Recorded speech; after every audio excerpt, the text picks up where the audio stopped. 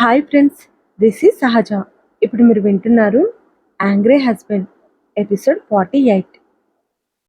దియా ఎక్కడ కనిపించకపోయేసరికి అమ్మకు ఫోన్ చేసిన అయాన్ ఆమె ఫోన్ స్విచ్ ఆఫ్ అయి ఉండటంతో దియా బిందు దగ్గరికి వెళ్ళిందని గెస్ చేసి ఆమె కోసం ఎదురు చూస్తూ లాన్లో కూర్చున్నాడు. ఇంటికి చేరుకున్న దియా అయాన్ని చూసి ఏడుస్తూ పరిగెత్తుకుంటూ వెళ్ళి అతనిని కౌగిలించుకుంది. అయాన్ దియా బుగ్గలు పట్టుకొని ఏం తెలియనట్లు ఏమైందిరా అని అడిగాడు. దియా ఏడుస్తూ బిందు చెప్పిందంతా అతనికి చెప్పింది. మనల్ని విడదీయడానికి బిందు ఇలా ఏదో ఒకటి చేస్తుందని నేను చెప్పాను కదా అంటూ అయాన్ దియా కన్నీళ్లు తుడిచాడు. నేను ఎలా నమ్ముతాననుకుంది? నా అయాన్ గురించి ఇంత నీచంగా చెప్తుంటే నేను తట్టుకోలేకపోయాను అయాన్. నువ్వు నా క్యారెక్టర్ని బ్యాడ్ చేసావంట. అది విని నాకు చాలా ఏడుపు వచ్చింది. నా ప్లేస్లో ఇంకొకరుండుంటే బిందును గట్టిగా కొట్టేవాళ్ళు. నా కోపం ప్లేస్లో బాధే కలుగుతుంది. చాలా రెట్లు ఎక్కువ బాధ. అందుకే ఏడుస్తూ వచ్చాను అంది దియా ఇంకా ఏడుస్తూనే. అయాన్ చిన్నగా నవ్వుతూ దియాన్ దగ్గరికి తీసుకుని ఐ లవ్ యూ అంటూ ఆమె బుగ్గ మీద ప్రేమగా ముద్దు పెట్టాడు. నీకు బిందు మీద కోపం రావట్లేదా అని అడిగింది దియా.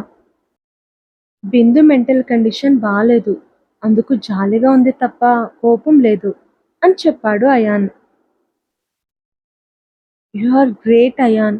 నీ గురించి అంత దారుణంగా బిందు ఎలా చెప్పగలిగింది? బిందుకి దీపక్తో పెళ్ళయింది, అయినా కూడా మనల్ని విడదీయడానికి చూస్తుంది. దీపక్ బిందుని పెళ్లి చేసుకుని తప్పు చేశాడు. తన లైఫ్ని స్పాయిల్ చేసుకున్నాడు.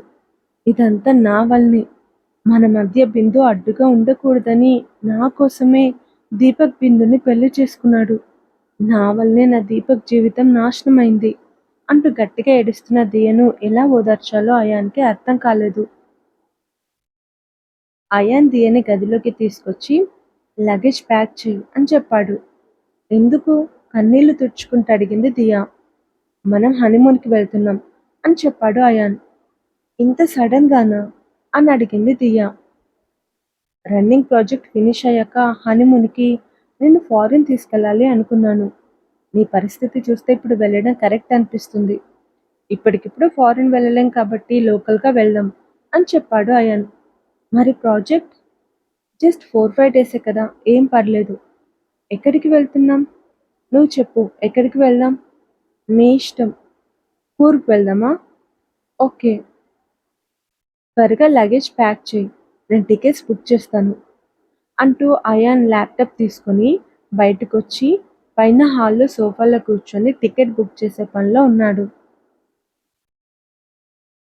దియా లగేజ్ ప్యాక్ చేస్తున్న దీపక్కి ఫోన్ చేసింది. తన లైఫ్లో జరిగే ఏ విషయమైనా చిన్నప్పటి నుండి దీపక్తో షేర్ చేసుకోవడం దియకు అలవాటు. దీపక్ ఫోన్ లిఫ్ట్ చేయడంతోనే బిందు చెప్పింది ఏదైనా సరే నమ్మకు బేబీ అని చెప్పాడు. నేను ఎలా నమ్ముతాను దీప్? సరే, నాకు ఇప్పుడు మాట్లాడే టైం లేదు. నీతో ఒక విషయం చెప్పడానికి ఫోన్ చేశాను. ఏ విషయం? మేమిప్పుడు హనీమూన్కి వెళ్తున్నాం. వావ్, ఎక్కడికి? కూర్గ్. నిన్ను నార్మల్ చేయడానికి ఉన్న పలంగా అయాన్ నేను ట్రిప్కి తీసుకెళ్తున్నాడు కదా అని నవ్వుతూ అడిగాడు దీపక్. అవును అంది దియా లగేజ్ ప్యాక్ చేస్తూ. Lucky girl. సరే, త్వరగా రెడీ అవ్వు, బాయ్ అంటూ దీపక్ ఫోన్ పెట్టేశాడు. అప్పుడే రూమ్కి వచ్చిన బిందు ఏమంటుంది దియా అని అడిగింది. నీ ఎఫెక్ట్ వలన దియా సిక్ అయింది. తనని రిలాక్స్ చేయడానికి అయాన్ దియని హనీమూన్కి తీసుకెళ్తున్నాడు అని చెప్పాడు దీపక్. హనీమూనా? ఎక్కడికి? కూర్గ్. అంటే హిల్ స్టేషన్. బిందుని కొండ మీద నుండి తోసి చంపడానికి తీసుకెళ్తున్నాడు. నేను వెళ్ళి దియను కాపాడాలి అంటూ బిందు ఫోన్లో టికెట్ బుక్ చేయబోతుంటే దీపక్ ఆమె ఫోన్ లాక్కొని, అక్కడికి వెళ్ళి వాళ్ళ హనుమూన్ని డిస్టర్బ్ చేద్దాం అనుకుంటున్నావా? నేను అది జరగనివ్వను అని కోపంగా అన్నాడు దీపక్. అయాన్ నీ బేబీని చంపేస్తారా? దాన్ని మనం కాపాడుకోవాలి అని అరిచింది బిందు. ఛీ, నోర్ముయ్. ప్రేమించిన వాడి గురించి ఇంత దారుణంగా ఆలోచిస్తున్నావు. అయినా దియా అంటే నీకు ఇష్టం లేదు కదా, ఇప్పుడేంటి తెగ ప్రేమ చూపిస్తున్నావు? కనుబొమ్మలు ఎగరేస్తాడిగాడు దీపక్. నా పెళ్లి దియ చెడగొట్టిందని మొన్నటి వరకు అదంటే కోపం, ద్వేషం, అసహ్యం అన్నీ ఉండేవి. ఇప్పుడు నా పెళ్లి చెడగొట్టింది దియ కాదు, అయాన్ అని తెలిసింది. దియ అమాయకురాలని తెలిసింది. అయాన్ చేతిలో దియ ఘోరంగా మోసపోయిందని తెలిసింది. అయాన్ పగకి దియ బల్లపోతుందని తెలిసింది. మానవత్వం ఉన్న సాటి మనిషిలా ఒక అమాయకమైన ఆడపిల్ల తోడేల్లాంటి మనిషికి బల్లవ్వకుండా కాపాడతాను అంటూ బిందు కూర్కి టికెట్ బుక్ చేయబోతుంటే నాకు కూడా బుక్ చేయి అని అన్నాడు దీపక్. నువ్వెందుకు? పెళ్ళైన మరుసటి రోజు పెళ్లి కూతురు వెళ్ళేది తన హనీమూన్కి. సో నీ హనీమూన్కి నీ భర్త లేకుండా ఎలా చెప్పు అని నవ్వుతూ ఫోన్లో ఇద్దరికి టికెట్స్ బుక్ చేశాడు దీపక్.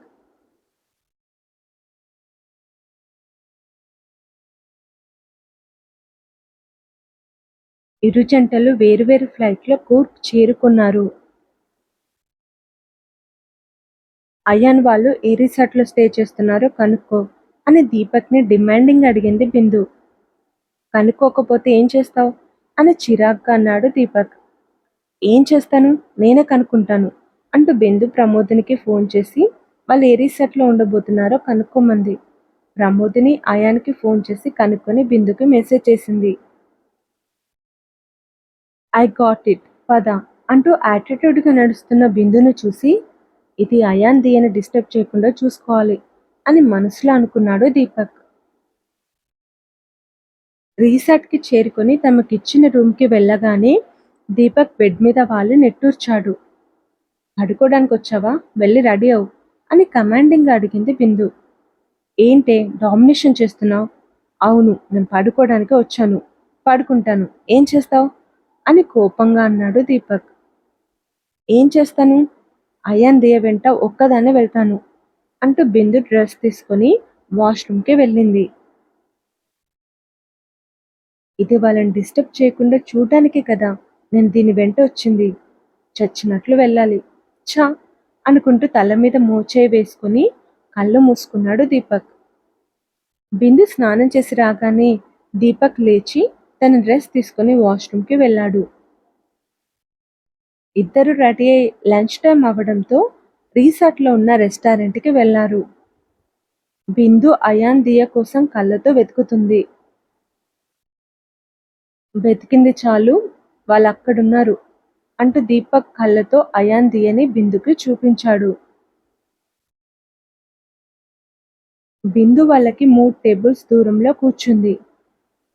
దీపక్ బిందు ఎదురుగా కూర్చొని మెనూ కార్డ్ చూస్తూ ఏం తింటావ్ అని అడిగాడు. ఏదో ఒకటి ఆర్డర్ చేయి, అయాన్ దియ వైపు చూస్తూ చెప్పింది బిందు. దీపక్ ఇద్దరికి ఆర్డర్ చేసి అతను కూడా అయాన్ వాళ్ళ వైపే చూశాడు. అయాన్ దియ ఇద్దరు నవ్వుతూ మాట్లాడుకుంటున్నారు. చూడు వాళ్ళెంత హ్యాపీగా ఉన్నారు అని అన్నాడు దీపక్. నవ్వుతూ మాట్లాడితే హ్యాపీగా ఉన్నట్లా అంది బిందు. ఫుడ్ రాగానే అయాన్ స్పూన్తో దియకు ప్రేమగా తినిపిస్తుంటే బిందు కంగారుగా కదులుతుంది. వెంటనే దీపక్ ఆమె చేయి పట్టుకుని ఆపాడు. నన్ను వదులు, అయాన్ ఫుడ్లో పాయిజన్ కలిపాడేమో అంటూ గింజుకుంటుంది బిందు. నీకేమైనా పిచ్చా, అయాన్ని ప్రాణాలు తీసి క్రిమినల్ అనుకుంటున్నావా విసుగ్గా అడిగాడు దీపక్.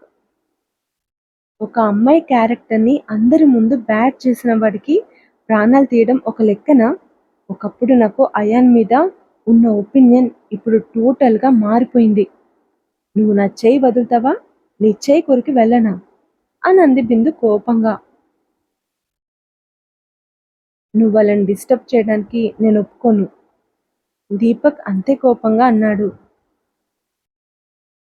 బిందు తన చేయి విడిపించుకోవాలనే ప్రయత్నంలో ఆమె కాలు స్లిప్ అయి వెనక్కి పడిపోతుంటే దీపక్ ఆమె నడుమును పట్టుకుని ఆపాడు. ఒకరి కళ్ళలోకొకరు చూసుకోవడం, కళ్ళు కళ్ళు కలవడం ఏమీ జరగలేదు. దీపక్ బిందుని సరిగ్గా నిలబెట్టడం ఆలస్యం. బిందు అయాన్ వాళ్ళ దగ్గరికి వెళ్ళి అతను దియకు తినిపిస్తున్న స్పూన్ని పక్కకు నెట్టింది. అయాన్ దియా ఆశ్చర్యంగా బిందు వైపు చూశారు. నువ్విక్కడికి కూడా వచ్చావా అని అంది దియా. మేం కూడా హనీమూన్కి వచ్చాం, చేతులు కట్టుకుని అయాన్ని కోపంగా చూస్తూ అంది బిందు. హనీమూన్‌కి ఈ ప్లేస్ తప్ప నీకు ఇంకే ప్లేస్ దొరకలేదా? చైర్‌లో వెనక్కి వాలి అడిగాడు అయాన్. దొరకలేదు. దొరికినా వెళ్ళను. పళ్ళు కొరుకుతూ అంది బిందు. బిందు ప్లీజ్ మమ్మల్ని ప్రశాంతంగా ఉండనివ్వు. మేమెక్కడికి వెళ్తే అక్కడికొచ్చి ఎందుకు డిస్టర్బ్ చేస్తున్నావు? అని బాధగా అడిగింది దియా. నేను నిన్ను సేవ్ చేయడానికి వచ్చాను దియా. ఈ అయాన్ నిన్ను బిందు ప్లీజ్ మళ్ళీ స్టార్ట్ చేయకు. అయాన్ గురించి ఒక్క మాట తప్పుగా మాట్లాడినా నేను తట్టుకోలేను అని అంది దియా. దియా నేను చెప్పేది విను అని బిందు అంటుంటే షటప్ బిందు చేసింది చాలు పద అని అయాన్ దియా వైపు చూస్తూ మీరు ప్రశాంతంగా తినండి. దీనివల్ల మీకు ఏ డిస్టర్బెన్స్ రాకుండా నేను చూసుకుంటాను. బేబీ ఎంజాయ్ ద హనీమూన్ అని నవ్వుతూ చెప్పి బిందును తీసుకుని దీపక్ వెళ్ళిపోయాడు. ఆ తర్వాత జరగబోయేది నెక్స్ట్ ఎపిసోడ్లో తెలుసుకుందాం. Thank you. బాయ్.